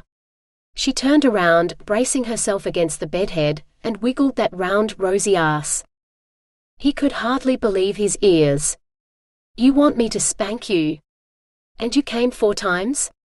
Lily had never come with his cock inside her. Never. She'd said he wasn't capable of giving a girl an orgasm with his cock. Fucking lying bitch. "I've been a very bad girl, sir." 3 times he'd spanked her, and 3 times he'd fucked her, though Eva had lost count of the number of orgasms he'd rewarded her with, permitted or otherwise. She was pretty sure her backside was too tender to sit on, and she wasn't sure if she'd be capable of walking much either, but seeing as he'd successfully pounded all her memories of Jupiter into stardust with his massive, alien cock, Eva had already started begging for a 4th round when he'd held up his hand and ordered her to get some sleep. Then he'd left and he hadn't returned. She'd slipped out of her handcuffs, showered, changed the cum-stained sheets and rubbed some lotion on her smarting butt cheeks, though it didn't help much. Then she lay belly down on the bed, and chewed on a ration bar. She slept for a while, then woke up when she heard footsteps upstairs, followed by the hiss of an automatic door. Then nothing. She waited another 20 minutes, then decided it was time to explore. Reluctantly, she climbed into a roomy coverall, hissing as the coarse fabric brushed against her butt, before heading up in the lift. She'd memorized the number sequence he'd entered into the keypad, so she had no trouble. The apartment above was a mirror image of the one below, only with brighter lighting, and a window that looked out on what appeared to be a snowy mountain under a moonlight sky. That made this the Nick's Dome, where the indoor ski slope should be. Not that she knew how to ski, but she might want to learn. Maybe. There were 2 crates in the corner, which looked like the one Donna had stuffed Danny into to send her to the vampire. One must be hers and the other, who knew? She could ask him, but she wasn't sure she wanted to know. Donna had said he was a killer, and if the woman from the other crate wasn't here, then she was probably dead. Then again, if Eva knew what the woman had done to make him kill her, then maybe Eva could avoid the same fate. Something to ask him about later. Maybe Lily wasn't the only woman who'd betrayed him. On the table was a sort of glass display case, or maybe it was an empty fish tank. Eva reached behind it to switch it on, then jumped back in surprise. It looked like a cloudy nebula of stars, all pink and white, until she took in its form. The curves, if you looked at it from the right angle, looked a bit like a naked woman, begging to be railed from behind. And were those golden curls around her shoulders, draped across her breasts? She turned away, flicking the light off, and turned her attention to the chest of drawers. The first held a pile of papers, pencil sketches, rendered in black and white. Yes, those were definitely curls, and a face that looked a little like hers, but with bigger eyes. The boobs looked bigger too. Eva felt her cheeks grow hot. No one had ever wanted to turn her into art before, and this was, well, last night was the best night of her life, bar none, so she definitely wasn't going to forget it, but it looked like Mr. Shade didn't want to forget it either. Maybe her mother wasn't the only submissive who could seduce a man. But he wasn't just a man, was he? He was a hot alien mafia man with a cock like a baseball bat, who fucked like there was no tomorrow. Who could make her come with his voice and a single thrust of his almighty cock. Shit. She shouldn't have worn the coverall. She was already soaking through it just at the thought of fucking him again. Eva slammed the drawer shut and hurried downstairs. She just managed to struggle out of the coverall when she heard footsteps upstairs. Wow, that was close. He'd nearly caught her. As her breath slowed, rational thought drifted back in. What would he do if he caught her in his apartment? It wasn't like she'd actually escaped, or even tried to.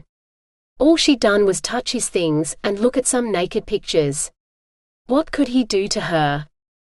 She stretched out on the bed and smiled. He might spank her and then fuck her again. She was already wet just thinking about it. Maybe she should have left the drawer open, after all. Mr. Shade, can you tell us where Ivana Triggs is?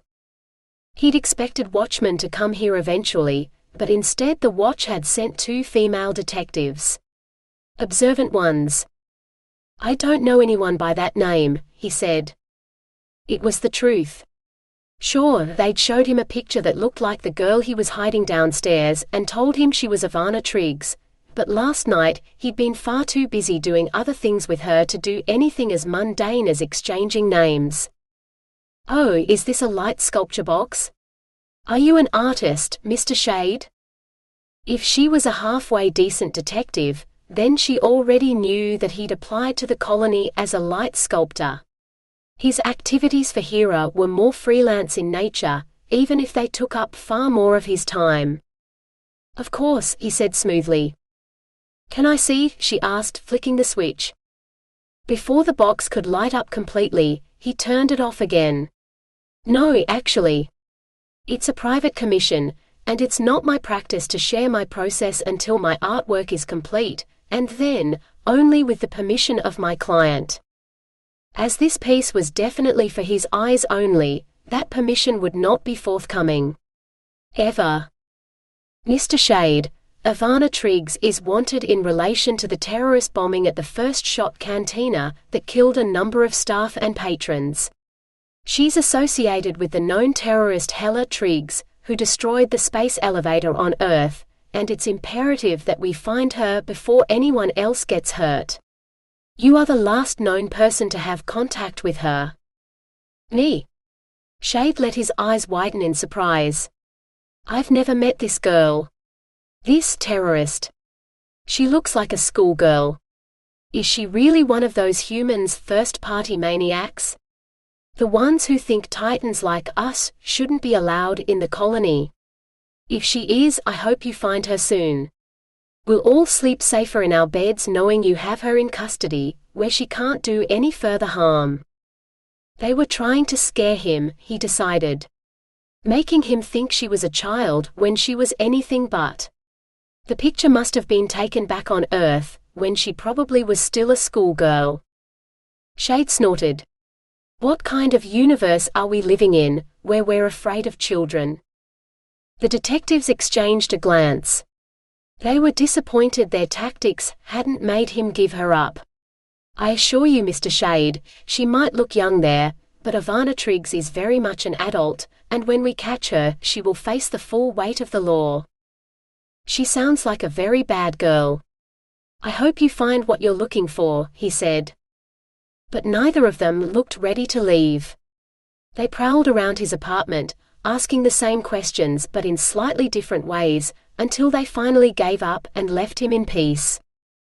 Well, well, well. So sweet little Ivana was a bad girl after all. His cock urged him to go right downstairs and start spanking and, better yet, fucking, but Shade knew he had to be patient. So he dug out some food and made dinner instead. Fresh food was starting to become more readily available in the colony, now the farms in the Ag Dome were established, and the Aqua Dome was teeming with fish. As Shade fried up fish fillets coated in breadcrumbs and put together a salad, he considered what the detectives had said. While he wouldn't put it past the little Spitfire downstairs to blow up a building, he found it hard to believe she'd have been willing to sleep with an alien if she was one of those humans' first nutters. Unless she'd thought he was human. Well, he'd just have to go down there and see then. If she tried to attack him, he'd stick her back in her crate and carry her to the watchhouse himself. They could arrest her for bombing. Which building had they said it was? It took him a moment to remember, before his blood ran cold. Hera owned the First Shot Cantina, and she would not be merciful to anyone who dared to destroy her property. In fact, if she found out Shade was hiding her, she'd demand he hand her over at once. In Hera's hands, Ivana's fate could be anything from torture and a gruesome death, through to a lifetime of slavery, serving Hera until she'd repaid her for the damage she'd done. Falcon's Fawn accountant owed Hera for something, and Shade suspected the man would spend the rest of his life working for Hera. If Shade tried to protect her, he'd end up sharing Ivana's fate. Much like Mr. and Mrs. Puck, though Shade had heard that Mrs. Puck was now putting her clever mouth to good use in Hera's brothel on Delta, while Mr. Puck was feeding the experimental fish life beneath the surface. Puck Jr. would be safe as long as Mrs. Puck behaved, in whatever creche or school Hera had sent him to. He'd probably get a better education in Hera's care than he would living with his parents. But Shade didn't have time to think about that now. He had bigger fish to fry. If Hera made Shade surrender the bride he'd just bought, he should probably enjoy her one more time. And maybe bring her dinner, for the stars knew she wouldn't get fresh fish in one of Hera's cells.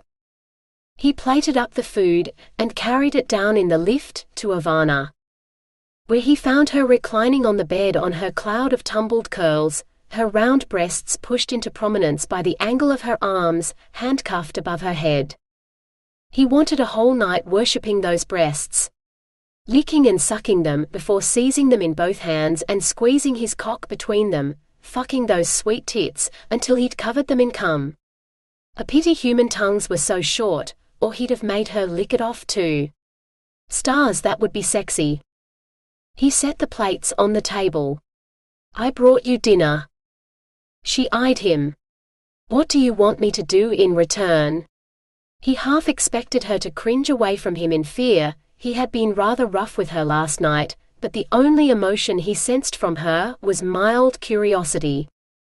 If you promise not to try to escape, I'll take off your handcuffs so that you can eat, he said. She nodded. Sounds fair. Then she lay there like the tempting morsel she was, while he fumbled with the key. Finally he freed her, and she sauntered to the table as though she walked around naked all the time. Stars, but she was lovely. Was it wrong that he wanted to keep her? So, am I supposed to eat with my fingers, or am I allowed a knife and fork? She asked, eyeing the table. Shade swore.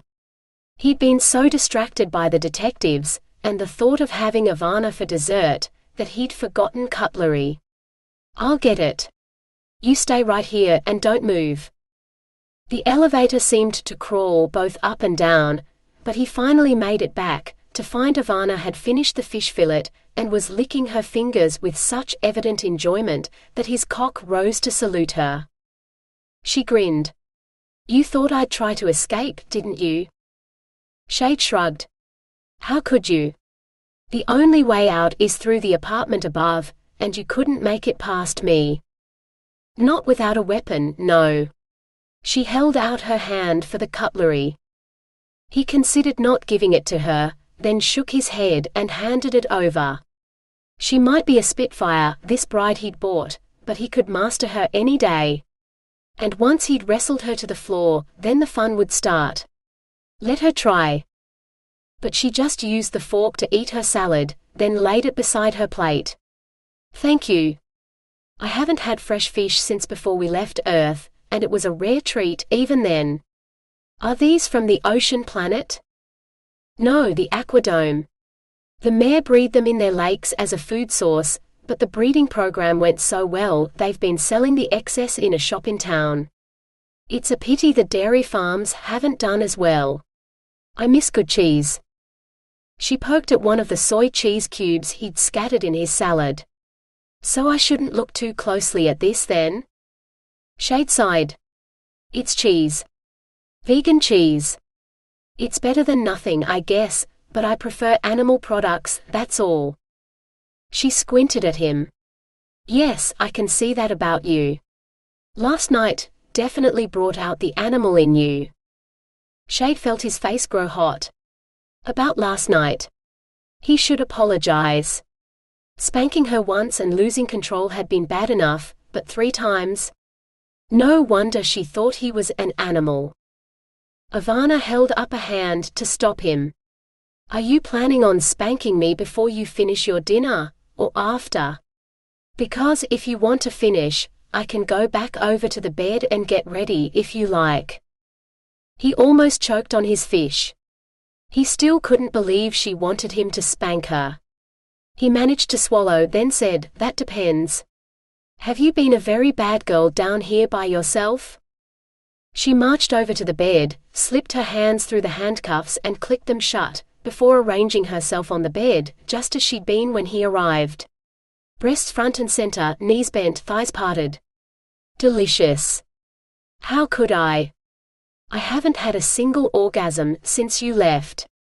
It's impossible to play with myself in these things." She jingled the chains of her handcuffs, making those breasts bounce. Shade wolfed down the rest of his dinner, not caring what she thought of his table manners. She'd eaten her fish with her fucking fingers and licked them, for fuck's sake. Now it was his turn. "Tonight I want to hear you scream." He positioned himself between her thighs and pushed his finger inside her wet heat. Jupiter had fingered her once, before wiping his wet hand on the bedsheets, and insisting she suck his cock for the next hour. Shade, holy fuck. He fucked her with 1 finger, then 2 and 3 and 4, before finally making her ride his fist. He gave her more orgasms than she could count, and she was too busy screaming to try. While he licked her essence off his knuckles, he pushed her back down on the pillows, then pulled her legs up over his shoulders. "Come for me, Ivana," he said, before tonguing her clit.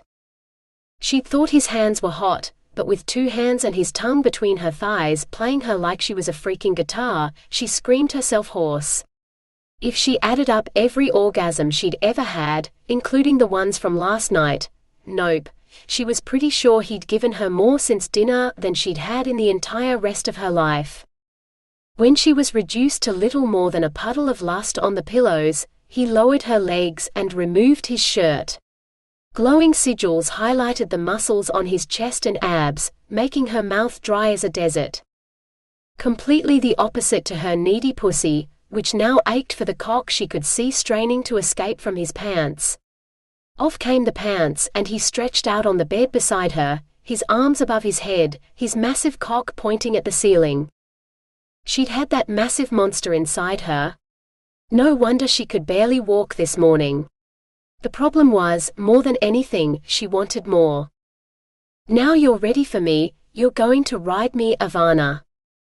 He picked her up like she weighed nothing, and set her down astride him, so his rock-hard cock was right there in front of her, ready to impale her.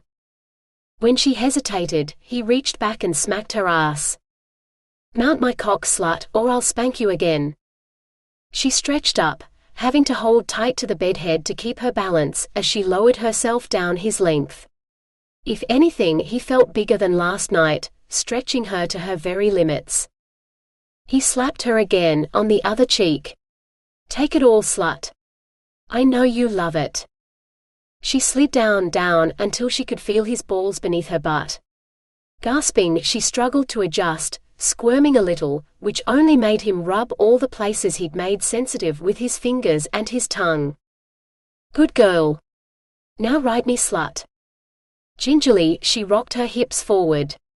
Oh fuck, that felt good, from her clit all the way to spots deep inside even her vibrator couldn't reach.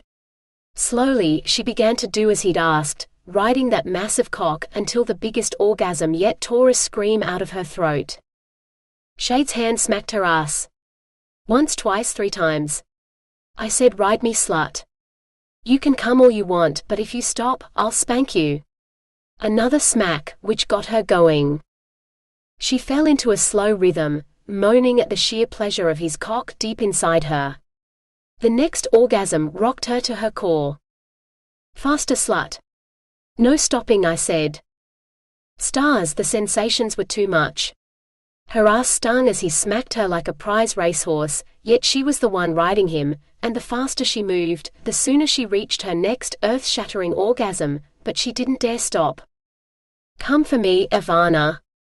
"Again," he roared, thrusting his cock deeper inside her than she'd thought possible. How could she resist? She came with a breathless shriek as she felt him still inside her, almost humming as he found his own completion. "Good girl, Ivana," he said as he lifted her off him and laid her on the bed. Boneless. Helpless. So thoroughly fucked, she didn't want to move again. She was a fucking idiot, Eva slurred, gazing up at the glowing god of orgasms in pure adoration. And Mum was wrong too. No woman who has an alien sex god as incredible as you could possibly need anyone or anything else to satisfy them. She wanted to beg him for more, but her eyes were already blurring into sleep. Ivana was already exhausted, so he spun her sleepiness into deeper slumber. Better than any tranquilizer. Then he cleaned her up, taking his time rubbing lotion into that soft, rosy round ass that he wished he'd had time to fuck some more, before dressing her in the smallest coverall he had. He carried her upstairs to his apartment, and laid her in the same crate she'd arrived in. He stared down at her, the bride he'd bought who'd cured his curse, and wished he could keep her forever. But Hera would be looking for her, and so was the watch.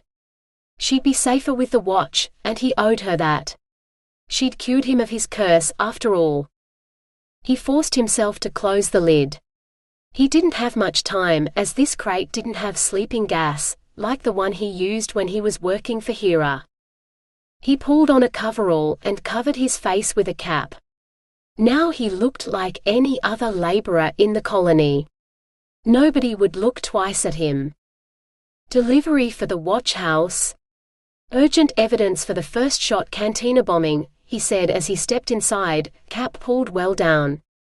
Put it in the bullpen for Manali to deal with in the morning, the man at the front desk said. Detective Manali said it had to be opened and processed immediately, Shade said. He caught the man's worry and spun it wider. Very delicate, she'll be along shortly to have it sent to the lab. Said I should go on ahead so you can get it processed before she gets here. Fine, the man huffed, taking the crate. Shade hot-footed it out of there, waiting until he was in an alley with no surveillance cameras before he stripped off his coverall to reveal a set of normal clothes. He stuffed the coverall into the nearest laundry chute, before heading out the other end of the alley, toward the aircar station. Shade didn't believe in deities, but maybe Ivana did, so he sent up a little prayer to anyone in the universe who'd listen, that they would take care of his Spitfire bride. Maybe if he was very lucky, he'd meet her again sometime, and if she didn't stab him, they could hook up again, and do all the things they hadn't had time for. He'd like that, and he'd make sure she did too. Miss Triggs? Are you all right? Are you injured? Eva groaned. Why couldn't Mum deal with her own callers before they woke her up? Then she remembered. Mum was gone, she wasn't on Earth anymore, and she was now the property of an alien sex god. Happily ever after. The end. So why was someone calling for Mum? It didn't sound like Shade. Too female. Eva forced her eyes open. Bars on all sides. This had to be a nightmare. She closed her eyes again. Miss Triggs, can you tell us what happened? She giggled sleepily. A lady never tells. She turned onto her side, then winced as the hard mattress did nothing to cushion her aching thighs. Maybe she shouldn't have ridden Shade quite that hard, but it wasn't like he'd let her do anything else. She wanted to ride him like that every night. Oh, and the way he'd growled her name, like she was in so much trouble and she never wanted anything else. Miss Triggs, are you all right? Do you need to go to hospital? Hospital? No one went to hospital from too much sex. Putting objects in places they weren't supposed to go, sure, but Eva wasn't stupid enough to use homemade butt plugs. She wondered if Shade was into anal. Then again, with a cock that big, he probably wouldn't fit, especially as she hadn't had anything interesting up her ass since the anal attachment broke off her vibrator months ago, and she had yet to find a shop in the colony that sold toys that weren't for children. Maybe the annoying shouty woman would know. Or asking her for a recommendation for a good place to buy butt plugs would shut her up. Miss Triggs, can you hear me? I'm Detective Manali from The Watch. Do you know where you are? Eva glared at the woman. I'm in the colony, of course. In what looked like a jail cell, which couldn't be right, unless there were laws in the colony against stellar sex. Can you tell us where you've been? In an alien sex god's dungeon, where she wished she was now. No, Eva said. Even if she did know where he lived, she wouldn't tell them. He was hers. You don't remember anything. Eva wanted to remember everything, but none of what she did remember explained how she'd ended up here. I want to go home, she said. Back to Shade and his bed. One more question, Miss Triggs, and then you can go home. Do you know anything about the first shot, cantina bombing? Eva squinted at her. Someone bombed that pub? Donna's going to be pissed.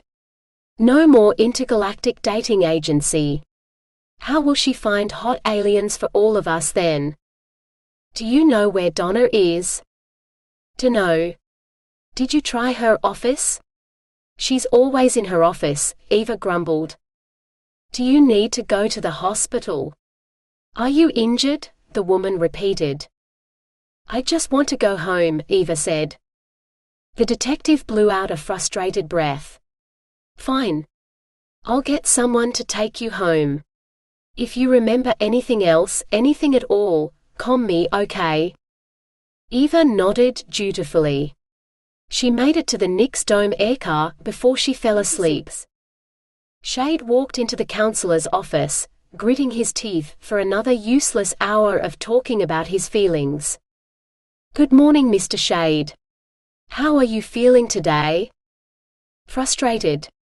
He'd had the most amazing dream about being in bed with Ivana, only to wake up alone with an incredibly painful hard-on that had taken forever to take care of, when all he wanted was to thrust inside her instead of his own hand.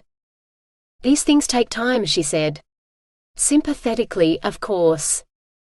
Did you take my advice and try to turn your energy into a more constructive path, instead of a destructive one? Shade thought hard. Pounding Ivana's cunt until she screamed for joy wasn't really constructive or destructive, and he wasn't sure what category taking her to the watchhouse was, either. He couldn't remember anything else he'd done. All he could think about was Ivana. "I miss her," he said before realizing he'd said the words aloud. Dr. Parris's eyes widened. "That's new." Of course it was. She'd only been his for a matter of days, and now she was gone. It was like she'd ripped his heart and lungs out of his chest and taken them with her. It hurt so much. Enough to make him wish he'd gone to hear her, to plead her case. They'd both be indentured to her forever, but at least they'd be together. "What exactly do you miss about your wife, Mr. Shade?" His wife? He hadn't married Ivana, though he probably would have, at some point. That's what you did with brides, even if you'd bought them. "Mr. Shade? What do you miss about Lily?" "About Lily? Nothing. She was a lying, cheating bitch who deserved what she got, and I'm glad to be rid of her. I'm much happier without her. Or he would be, if he had Ivana." "Mr. Shade, is there something you want to tell me? Did something happen between our last appointment and this one?" Dr. Parris asked carefully. He stared at her for a long moment. She wouldn't understand.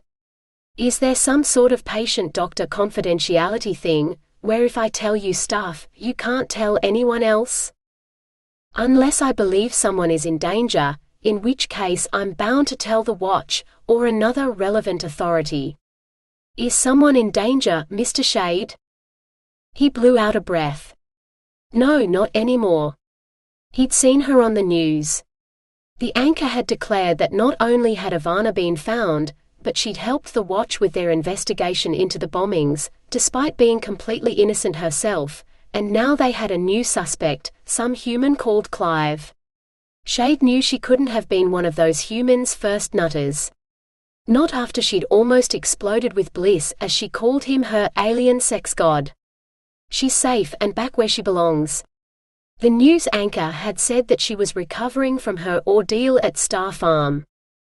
"Mr. Shade, you're not making any sense. If you don't explain yourself, I'll have no choice but to report that your mental health has not only made no improvement after more than a year in the colony, but that you're dangerously unstable. Do you have anything to tell me?" He couldn't leave the colony. Ivana was here. If he wanted any hope of seeing her again, he had to stay. "You won't tell anyone, right?" Dr. Parris stayed silent. He looked at her for a long moment, sizing her up, before he told her, well, pretty much everything. When he felt like he had nothing left to say, he found the counselor staring at him with her mouth open. "Mr. Shade, where is the girl you love now?" "Back at Star Farm, where she's safe," he replied immediately. He'd give anything to be there with her. "Did Miss Triggs tell you she wanted to go back to Star Farm?" "Well, no." He coughed.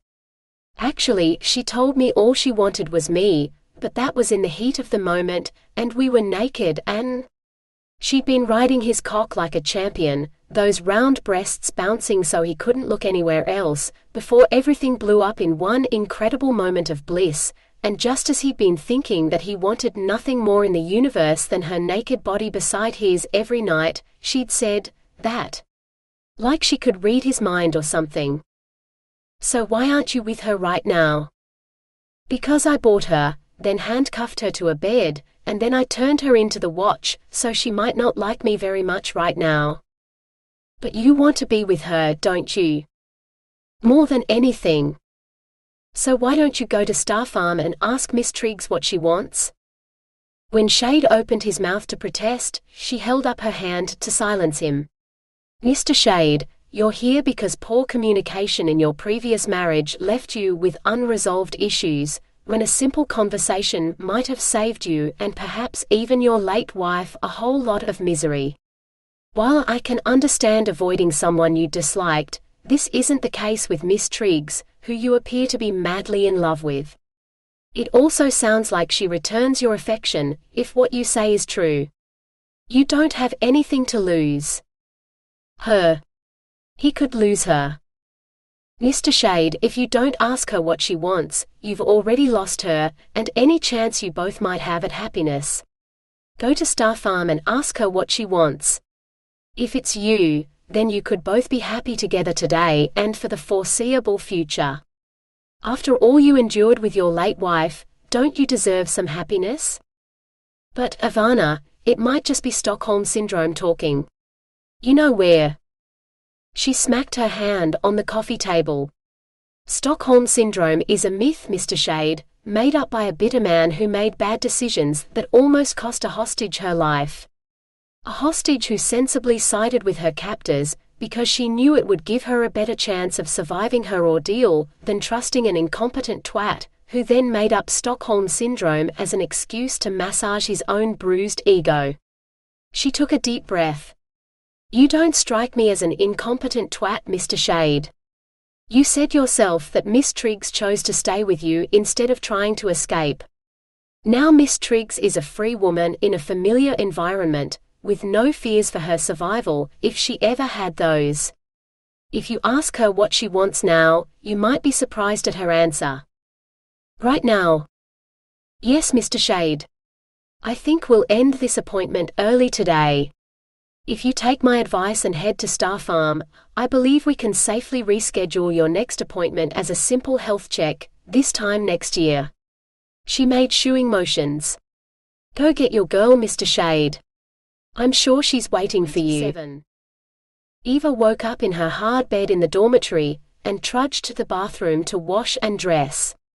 She'd lost track of how many days she'd been back, and she'd have given every one of them to be back with Shade. Someone had made her sign a new contract, something about AI and robots, and then there'd been the news of Donna's death on a spaceship, of all things, which made even less sense.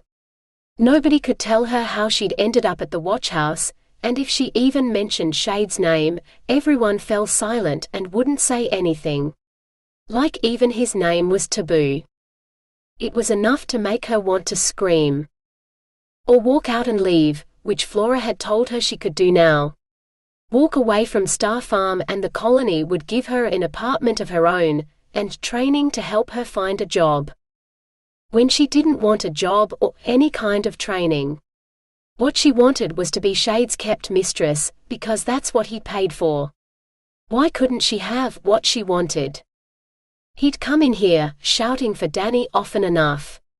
Why hadn't he come looking for her? She'd allowed the news crews to film her and she'd answered a few questions, pointedly saying nothing that would put him at risk, so he'd know she was his obedient sub, but still he didn't come. Was someone watching Star Farm? Or had someone threatened him? The Shade she knew wasn't afraid of anything, so neither of those things made sense. Yet still he hadn't come. It was just like Jupiter, only worse, because while she thought she'd loved Jupiter, she hadn't really. Whereas Shade, she couldn't stop thinking about him. She needed to leave. Star Farm wasn't home anymore. At least if she had her own apartment, she could think of Shade and use her vibrator, and no one would see her burst into tears and spend the next hour sobbing. Eva packed her things, then swapped her smock for that frilly pink dress she'd worn to the first Intergalactic Dating Agency speed dating event. Stockings and no underwear, just like the first night she'd fallen under Shade's spell. Then she marched into Donna's office, no, Flora's office now. I want to leave the farm and be paid out for my share, Eva announced. Flora frowned. Are you sure? We'd love you to stay and you'll be safe here. Safe but untouched and lonely and bereft. At least if she had her own apartment, she could take guys home. They wouldn't be Shade, but any cock was better than nothing. Safe? I'm in danger of spontaneously combusting, because I never get a moment alone to jack off with all of you clucking after me like mother hens. Eva snapped. Flora looked taken aback. We care about you, that's all. And when you won't talk about what happened while you were away, we worry. If you want to talk, I'm here for you. We all are. Poor Flora. She did care. She might be a relation of Donna's, but she was nothing like her. Eva took a deep breath. I met a man. He was amazing in bed, and things were just starting to go really well when I woke up in the watch house. I don't know how I got there, and next thing I knew, I was here. Back where I'd started, and no idea how to find him again. Flora held out Donna's tablet. Do you know his name? I can look him up. Mr. Shade. Flora paled, her hands flying to her face as she dropped the tablet. You can't mean that horrible mafia man who tried to take Danny. He's not horrible. He's an alien sex god, and if I could chain myself to his bed forever, I'd never leave. It wasn't Danny he really wanted. It was me. Of course he hadn't known that at first, but surely he knew that now. She hasn't seen him again since I disappeared, has she? Flora reached for the tablet. Well, no. But Vertumnus said he was one of Hera's enforcers, and he does terrible things for her. Who's Vertumnus? Flora blushed. He's a faun who used to work at the First Shot Cantina. The man who organized the speed dating events. The fussy, furry-legged bureaucrat who probably tallied up the orgasms whenever he had sex, to make sure everything was in balance. You're dating him. Actually, now she thought about it, they were perfect for each other. Flora had always done Donna's data entry, so she probably helped him with the tally thing. Well, yes. Sort of. So can you get me Shade's address? Eva asked, nodding at the tablet. Are you sure? Just find him for me, Flora. Please. Flora ran the search, then showed her the address. I can go with you if you like. Eva shook her head. I'll be fine. Flora threw her arms around Eva and hugged her. Stay safe. I'll get Vertumnus to sort the financial stuff for you by the end of the week. We're here if you need us, and if you don't, you'll have enough credits to live comfortably wherever you want in the colony. Without going back to him if you don't want to. I'll be fine. Eva walked out of the office, only to slam straight into a wall of muscle. Muscle that glowed blue. She looked up. Shade. He beamed, then picked her up and whirled her around.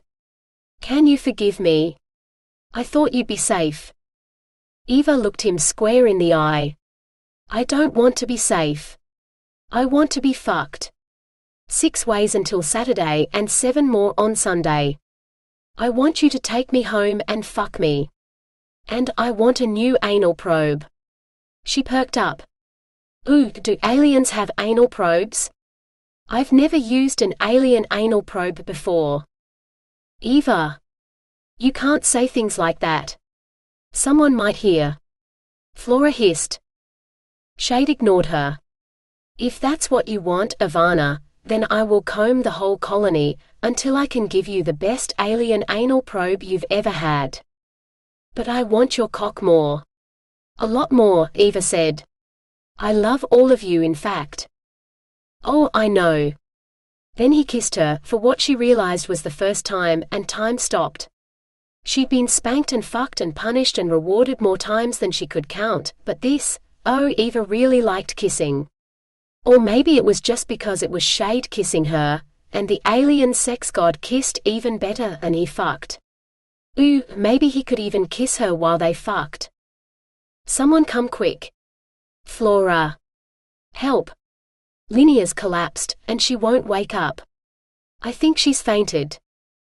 Flora and the others raced off in a panic, but Eva could think of nothing but the gorgeous, growly alien who'd lifted her in his arms, still kissing her. As he carried her home to bed. Shade. An alien sci-fi romance. Book 6 in the Colony, Nick series. Written by Demelza Carlton.